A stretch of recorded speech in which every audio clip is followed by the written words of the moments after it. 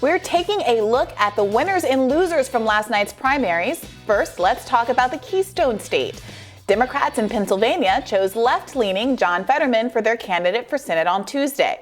Fetterman, often clad in gym shorts rather than your typical politician's attire, ran on an agenda geared toward the working class. As Philadelphia Inquirer reporter Jonathan Tamari noted, Fetterman critics questioned whether he could appeal to black voters and/or suburbanites. In Allegheny County, home to PGH and wealthy burbs, and both Fetterman and Lamb, Fetterman has 59% of the vote to Lamb's 37%. Kenyatta is at 3% out of an estimated 68% of the vote counted. Fetterman suffered a stroke just before the election, but appears to be recovering fine, though it is not yet known when he will return to the campaign trail.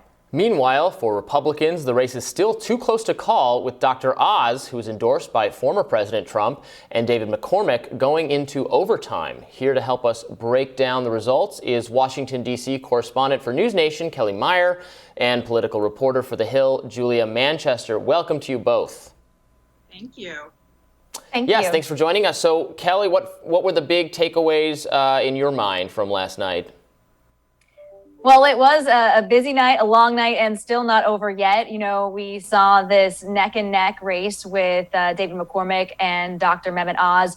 I was over at Dr. Oz's election night, primary night headquarters, and you could feel the room and the shift in the room around 10 p.m. Eastern when you started to see McCormick pulling ahead of Oz, and you could almost hear a pin drop, just everyone focused on the screen, watching the returns coming in. And then as the hour went on and we got closer to 11 o'clock, we started to hear some applause and people cheering and saying, this is looking up. We're seeing this get closer, moving into this recount territory in Pennsylvania. If it's less than or equal to 0.5%, it automatically triggers a recount there of the total vote. So it's really interesting to see this. We saw Kathy Barnett, who was surging in the past few days. She ended up now third place. She gave a speech last night, not conceding the race or anything like that, but, interested to see where that vote went. And if there is a recount here, to see where those votes get divided with Barnett into McCormick and Oz. Oz, obviously, the Trump-backed candidate. So interesting to see the Trump effect there. But even some voters I talked to here on the campaign trail in Pennsylvania, one volunteered for Trump in 2016 and 2020, and then was volunteering for McCormick, and says nothing against Trump. She still likes Trump, but she really liked McCormick, and his endorsement of Dr. Oz didn't make a difference for her. She wanted to vote with McCormick, who she wanted to vote for. Right. The McCormick-Oz race did split a lot of even top-level Trump people, I think. Some that had already decided on McCormick were upset that Trump came in and endorsed Dr. Oz. Not that they can obviously control what Trump does. Julia, what were you following last night? I think from my perspective and kind of looking at it from a 30,000-foot view angle, this Trump's endorsement really on the GOP side, I think there's a lot of questions as to how strong it was in Pennsylvania. Look, I think we saw President Trump come into that race expecting really to pull Dr. Oz over the finish line. And even if Dr. Oz does end up winning this primary, it's not going to be by a lot. I mean, it seems like we're headed towards a runoff. 0.3, 0.2 percentage points are separating him and David McCormick. So I think that raises a lot of questions for the Trump brand. And I will add this: Pennsylvania is a closed primary, meaning that only Republican voters, can vote in that primary, and Democratic voters can vote in that respective primary. So you're only hearing really from the party's grassroots. And if Trump's endorsement wasn't enough to really sway a big majority of the party's grassroots, that raises a lot of questions in my mind as to how viable his endorsement is in that state. And on top of that, you also have him seeing losses in North Carolina, for example, with Madison Cawthorn, that congressman facing a number of scandals over the past couple of months. And of course, Governor Brad Little winning against Trump's endorsed candidate, Janice McGeachin, in that primary in Idaho, for example. At the same time, Trump did get a win in North Carolina with Congressman Ted Budd winning that Senate primary. But, look, I think last night left me with a lot of questions about the viability of his endorsement. Well, Julia, there were a lot of progressive wins last night. As we mentioned, John Fetterman won big despite there already being some prognostications about whether or not his progressivism is going to hurt him in the general election. Chris Wallace was on CNN asking if his support of universal checks and legalizing pot is going to hurt him, even though those things are overwhelmingly popular. Summer Walker won her race. Summer Lee rather won her race. Chris Booker won his race. To what do you attribute some of those progressive successes? I think a lot of it has to do with that grassroots organizing for progressives. I think they really stepped it up this cycle. Look, last cycle in 2021 and for example, the Buffalo mayoral race or in Virginia, we saw progressives not performing as well as I think a lot of people could have expected them to, especially in some of these mayoral races that took place last year. But, I would say that in Oregon, for example, Kurt Schrader being ousted by Jamie McLeod Skinner in Oregon's 5th district, that was a huge win for progressives and a major loss for the establishment. Also, I would say even more so maybe than Pennsylvania. In Pennsylvania, I think John Fetterman, yes, I think his progressive credentials, that could potentially be attributed to his win, but he's also a lieutenant governor. He's won statewide election before. He's a well-known commodity in that state. So, look, good night for progressives going forward, but it'll be interesting to see if they can keep up that momentum, for example, going into some of these primary runoffs in Texas next week, for example. Yeah, I think that credibility point is also true of Summer Lee. How well you're known in the district outside of the election that you're in really makes a difference when all of the dark money that has been, leveraged against progressives recently starts flowing in.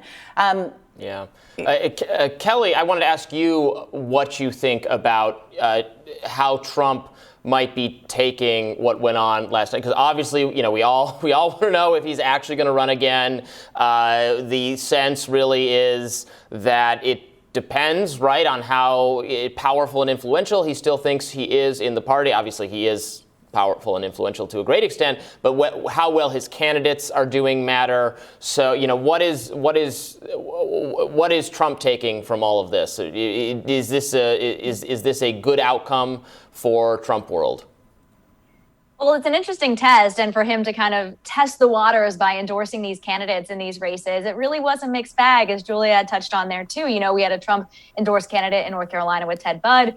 You had an endorsed candidate with Madison Cawthorn not win the race. So there you had, with the Trump test, Budd passing, Cawthorn not passing. You had here in Pennsylvania, Mastriano, Trump-endorsed candidate for governor, passing this test. You have Oz, we're not so sure yet. But it's interesting with that race, you have McCormick, who we talked with on Monday, saying, he supports Trump. He is, happy to have members of his White House were there with him, Hope Hicks at his rally on Monday. So you're seeing still this kind of Trump world surrounding McCormick, even though he didn't get the Oz endorsement. So it's interesting. They're pulling on these strings of Trump still, but also kind of going their own path at the same time. So it's interesting where his effect comes into play in this. And I'm sure he's watching. I'm sure he's still, focusing on his wins in these states, and then seeing what happens as they head into the midterms. And of course, testing, his viability and what this might look for him if he tries to make another go at the presidency. Well, there were a few other races of consequence yesterday. Freshman congressman from North Carolina, Madison Cawthorn, as we've mentioned, lost his reelection campaign to Chuck Edwards. And in Kentucky, Charles Booker won the Democratic primary for Senate, sets up a race against Senator Rand Paul in November. Julia, the Madison Cawthorn situation, obviously, I think is a pretty unique one, is not really a test of Trump's power or lack thereof. The number of scandals involving him, a lot of self-inflicted wounds, the comments he made about cocaine parties and orgies, his kind of, I think, a level of immaturity that even penetrated some of the hardest of the hardcore Trump supporters and people who had supported him in the past. So is there anything else going on there that we should take away from it?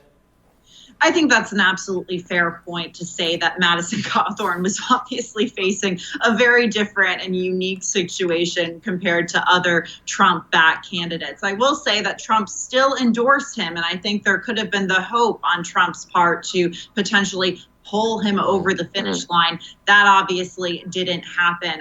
Look, I think a lot of Republicans this morning are breathing a bit of a sigh of relief, though. Madison Cawthorn was a huge headache, especially to Republicans on the Hill, especially to Minority Leader Kevin McCarthy. Those of us that, run around the Capitol asking members questions all day, Republicans want to be asked about inflation, crime, and the border. Well, instead, they were asked about what was Madison Cawthorn getting into next. They don't want to talk about that. So that's why you saw Senator Thom Tillis putting so much money behind his primary challenger, Chuck Edwards. But, still a bit of a break between Trump and the rest of the GOP establishment on the Hill in endorsing Cawthorn. I think it shows that Trump's endorsement maybe wasn't that strong enough to have him overcome those difficulties he was facing as a result of those scandals. But I think most people who would have endorsed Madison Cawthorn would have had the same. Yeah. And Kelly, what do you think is the difference between Ohio and Pennsylvania? Because the Josh Mandel, J.D. Vance race, where Trump endorses J.D. Vance, and he was behind, and then you can look in the polling, it seems like he got a really sizable bump from that, put him into, he kind of cleanly won that race. But in the Pennsylvania race, it did not do it. Maybe it helped Dr. Oz. It did not do enough to give him the clean win that J.D. Vance got. Is there some difference there that we're missing? Well, it's interesting because people compare Ohio and Pennsylvania a lot. There are a lot of similarities, but I will say, being from Pennsylvania and talking with voters here this week on the campaign trail, I will say they just voted how they felt. Like we were saying with that one example, who was a Trump supporter, still is a Trump supporter, but still voted for McCormick. So for folks here in Pennsylvania, I would say it's hard to predict how they might vote. And as Julie mentioned too, we only heard from those that are registered Republican and Democrat. We don't know for the independent votes how they're going to sway. That could completely change. And we also still don't know how this race is going to go. I am still in Pennsylvania, as you can tell, in my hotel room. We are going to continue our coverage here for Next Door News Nation, through the day, waiting to see if we may hear if someone pulls ahead or if this is going to move, into recount territory. And, we don't know yet if Trump's effect here worked, if that endorsement worked for Oz. But I will just say that we are seeing these voters vote with who they like, despite who endorsed them or what they may say. They are going with them for whatever personal reasons they have, what they're dealing with in their community, what issues matter to them. I think that's what stands out here for Pennsylvanians. Well, a similar issue has been emerging in the Democratic Party, where so many progressive candidates have found themselves under more attack from the establishment than they have a lot of their conservative opponents. Charles Booker's race is interesting for progressives to watch because the last time he ran in 2020 against Amy McGrath, many people in the establishment said that they had to support Amy because Kentucky would never go for a progressive populist, that they needed to support someone who was barely left of the Republican Party herself, but who had these kind of trappings of having served in the military, et cetera, that people thought were going to help her play in the state. And of course, she was not successful. What are we reading into this matchup between Booker and Paul coming up this fall? I'll put that to you, Julia. Yeah, look, I think it's going to certainly be exciting to watch. It'll be interesting to see the grassroots efforts that are put behind Booker from progressives in Kentucky. I think it will be an uphill climb for Booker, like it is for any Democrat running in a statewide race in Kentucky. It's a red-leaning state. So we'll have to see, where that populist energy goes, if it can transform into something bigger come November. But it's interesting that you make that point about Charles Booker and his primary against Amy McGrath a couple of years ago, because it sort of reminds me of Fetterman right now. He was running, not saying him and Booker are similar. I mean, they're progressives, but there's obviously some differences there. But, this is once again a progressive candidate who last election cycle was really pushed aside by the Democratic establishment and the DSCC in favor of someone who eventually ended up losing to Pat Toomey in that in that Senate race in Pennsylvania. So, I think it'll be interesting to see how this plays out in Kentucky. We saw it establishment favorite lose last time? Is it enough to have a populist progressive in that state go up against a very controversial libertarian lawmaker? I would say we'll have to see. Wow. Kellie and Julia, thank you so much for joining us. Thank you. Thank you. And we'll be back with more Rising right after this.